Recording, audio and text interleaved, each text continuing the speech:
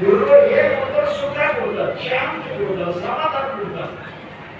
ಮನುಷ್ಯ ಎಲ್ಲ ಮಾಡಿ ಸಮಾಧಾನ ಬೇಕಂತಾರೆ. ಅದಕ್ಕೆ ಹೇಳ್ತಾರೆ ಅವರು, ಗುರು ಎಲ್ಲ ಪರಮಾತ್ಮ ಸ್ವರೂಪಗಳನ್ನು, ಸದ್ಗುರು ತಂದೆ ತಾಯಿ ಸ್ವರೂಪಗಳನ್ನು.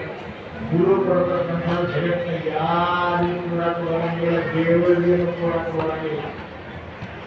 ಗುರು ಏನು ಕೊಡ್ತಾನೆ ಅದು ದೇವರಿಗೆ ಕೂಡ ಬರಂಗಿಲ್ಲ ಅಂತ ತಿಳ್ಕೊಂಡು, ಒಂದು ವೇಳೆ ದೇವರು ಕೊಡಬೇಕನ್ನಂಗಿದ್ರೆ ನಾವು ಗುರು ಆಗಿನೇ ಬರಬೇಕು.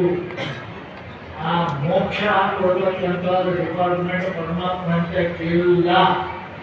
ಹೇಳ್ತೇನ್ರಿ, ಹೋಮ್ ಮಿನಿಸ್ಟರ್ ಅಲ್ಲೇ ಮಾಡಬೇಕು. ಹೋಮ್ ಮಿನಿಸ್ಟರ್ ಕೆಲಸ ಮಾಡಿ ಡಿಪಾರ್ಟ್ಮೆಂಟ್ ಇರೋದು. ಗ್ರಾಮ ಮಿನಿಸ್ಟರ್ ನಾನೇ ಮಾಡ್ತಾನೆ. ಆ ಪರಮಾತ್ಮನ ಮಿನಿಸ್ಟರ್ ಕೇಳಿದ್ರೆ ನೀವು ಏನು ಬೇಕಾದ್ರೂ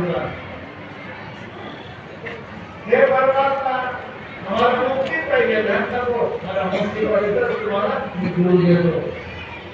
मैं गुरु बोलते हैं मुक्ति लेकर गुरु होता है, संसार लेकर संपत्ति होता है, परंतु मुक्ति परमात्मा को अधिकार मिला और परानंद मिला।